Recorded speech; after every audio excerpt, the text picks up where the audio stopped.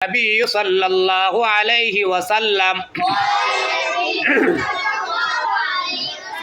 أخلص دينك يكفيك العمل القليل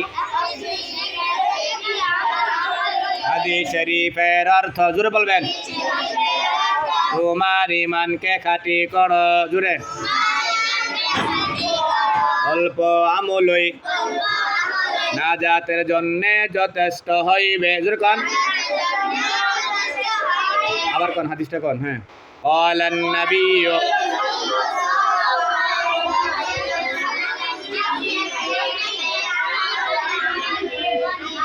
হাদিস শরীফের অর্থ তোমার ঈমানকে খাঁটি করো অল্প দুই নম্বর হাদিস শরীফ قال النبي صلى الله عليه وسلم خيركم من تعلم القرآن وعلمه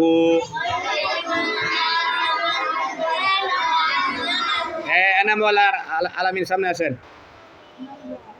خيركم من جناي সহ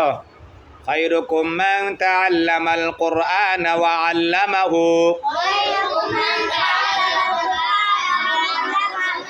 রাশাদ দাঁড়ান হ্যাঁ কোন তো হাদিস শরীফের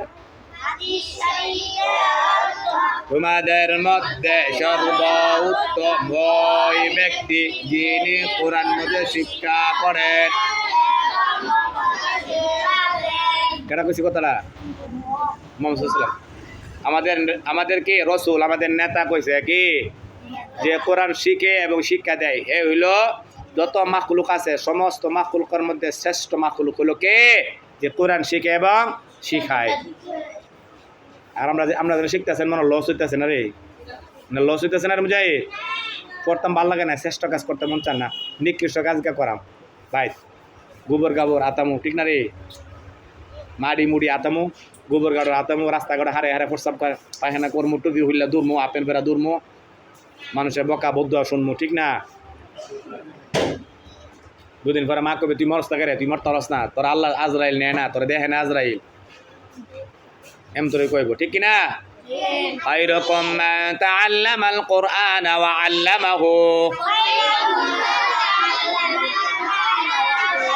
হাদিস শরীফের অর্থ জোরে বলেন তোমাদের মধ্যে সর্বোত্তম ওই ব্যক্তি